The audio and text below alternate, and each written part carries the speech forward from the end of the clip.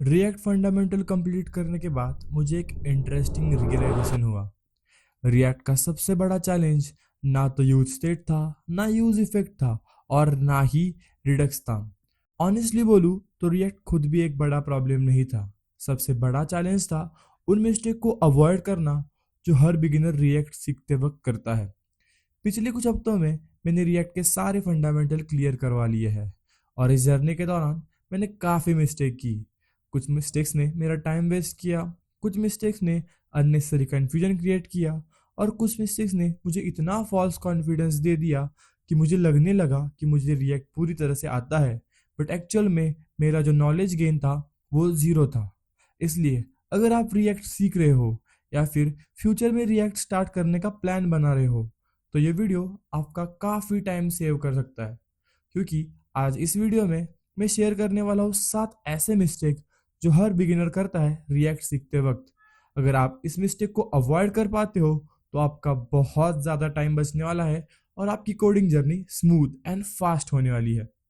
Hello everyone, welcome back to Coders Katta. मैं हूँ यश। अगर आप इस चैनल पे नए हो तो कोडर्स कट्टा पे मैं अपनी कोडिंग जर्नी को डॉक्यूमेंट करता हूँ। मैं क्या सीख रहा हूँ, कौन सी मिस्टेक कर रहा हूँ, क्या चैलेंज आ रहे हैं और कौन से लेसन्स मुझे मिल रहे हैं, ताकि अगर आप भी कोडिंग जर्नी पे हो तो आप मेरी मिस्टेक को रिपीट ना करो और आपकी जर्नी को थोड़ा फास्ट कर सको। अब मिस्टेक पे आने से पहले एक छोटा सा अपडेट मेरी वेब डेवलपमेंट जर्नी का। कुछ टाइम पहले मैंने HTML की जर्नी स्टार्ट की थी। उसके बाद मैंने CSS कंप्लीट किया, फिर जावास्क्रिप्ट सीखा, और फाइनली आज मैंने रिएक्ट फंडामेंटल कंप्लीट कर लिए हैं। तो ऑफिशियली मेरा फ्रंट एंड रोड मैप का मेजर पार्ट कंप्लीट हो चुका है। और ऑनेस्टली बोलूँ तो जब मैंने HTML स्टार्ट किया था तब मुझे बिल्कुल भी आइडिया नहीं था कि वेब डेवलपमेंट कितना बड़ा फील्ड है। लेकिन स्टेप बाय स्टेप प्रोग्रेस करते हुए आज रिएक्ट तक पहुंच गया हूँ। और इसी रिएक्ट जर्नी के दौरान मुझे कुछ इंपॉर्टेंट लेसन मिले, ऐसे लेसन्स जो मुझे लगता है हर बिगिनर को पता होने चाहिए। तो चलिए स्टार्ट करते हैं मिस्टेक नंबर 1 से। सबसे पहली और सबसे इम्पॉर्टेंट मिस्टेक, रिएक्ट स्टार्ट करने की जल्दी करना। बहुत सारे बिगिनर को लगता है रिएक्ट एक अलग टेक्नोलॉजी है, लेकिन रियलिटी में रिएक्ट जावास्क्रिप्ट पर ही बिल्ड हुआ है। अगर जावास्क्रिप्ट वीक है तो रिएक्ट सीखने में बहुत डिफिकल्टी होगी। मैंने भी रियलाइज किया है कि रिएक्ट के सारे सारे नहीं but most of the concept समझने के लिए जावास्क्रिप्ट का फाउंडेशन बहुत इंपॉर्टेंट है। इसलिए अगर आप रिएक्ट स्टार्ट करने वाले हो तो पहले जावास्क्रिप्ट को स्ट्रॉन्ग बनाओ।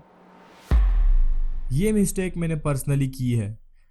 वीडियोस देखते वक्त सब समझ आता था, लेक्चर खत्म, कॉन्सेप्ट आ गया, कॉन्फिडेंस फुल ऑन हाई। लेकिन जब खुद ब्लैंक स्क्रीन पर कोड लिखने की बारी आती थी ना, तो मैं ब्लैंक स्क्रीन की तरह मेरा दिमाग भी पूरा ब्लैंक हो जाता था। तब प्रॉब्लम स्टार्ट हुई। मैंने रियलाइज किया कि watching code and writing code are totally different skills. Video देखना लर्निंग का एक सिर्फ छोटा सा पार्ट है। रियल लर्निंग तो तब है जब आप खुद कोड लिखते हो। इनिशियली मैं सारे चीज़ों के सिंटैक्स रटने की कोशिश करता था। यूज स्टेट का syntax, use effect, use memo, use call back. इतने सारे सिंटैक्स रटने के बाद मुझे समझ आ गया कि इतना तो मैं नहीं कर सकता। देन मेरे को रियलाइज़ हुआ ये तो कोई DSA का कॉन्सेप्ट नहीं है जिसको मैं देख नहीं सकता। मुझे जब चाहे तब मैं उसे गूगल करके सिंटैक्स देख सकता हूँ। सो देन मेरे को रियलाइज़ हुआ कि सिंटैक्स रटने की ज़रूरत नहीं है। सिंटैक्स को बस कहाँ यूज़ करना है ये हमें समझना चाहिए। हमें प्रॉब्लम पता होनी चाहिए एंड किस प्रॉब्लम की जगह पे कौन सा कॉन्सेप्ट यूज़ होने वाला है इसका आइडिया होना चाहिए। सिंटैक्स को याद रखने की ज़रूरत नहीं थी। बहुत सारे बिगिनर सिंटैक्स को याद करने में अपना बहुत ज़्यादा टाइम वेस्ट करते हैं एंड एक्चुअल में कॉन्सेप्ट को सीखने में कम वैल्यू और कम इम्पोर्टेंस देते हैं।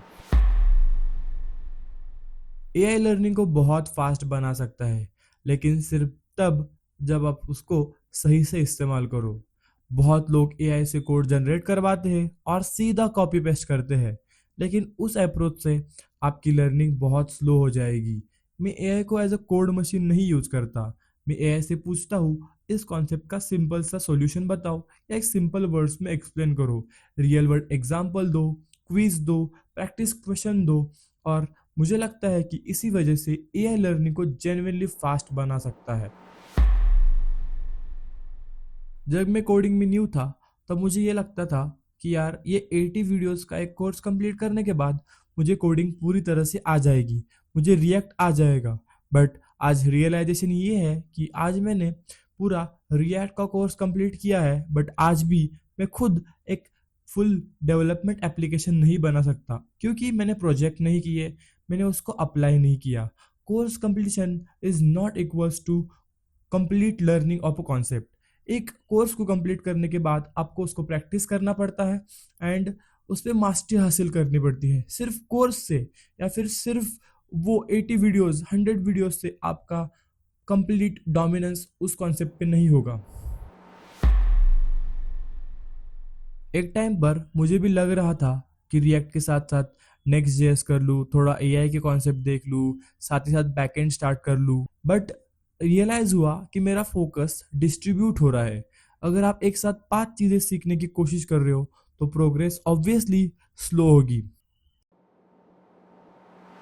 सबसे लास्ट और सबसे इम्पॉर्टेंट मिस्टेक, रेडी फील होने का वेट करना। सच बताओ तो रिएक्ट फंडामेंटल कंप्लीट करने के बाद भी मुझे 100% कॉन्फिडेंस नहीं आया है। लेकिन अगर मैं कॉन्फिडेंस का वेट करूँ तो शायद ही मैं प्रोजेक्ट कभी स्टार्ट कर पाऊंगा। कॉन्फिडेंस प्रोजेक्ट कंप्लीट करने के बाद आता है, ना कि प्रोजेक्ट स्टार्ट करने से पहले। अब बात करते हैं मेरी नेक्स्ट जर्नी की। रिएक्ट फंडामेंटल कंप्लीट हो चुके हैं, लेकिन अभी तक जर्नी कंप्लीट नहीं हुई। एक्चुअली मुझे लगता है अभी से नई जर्नी स्टार्ट हो गई है।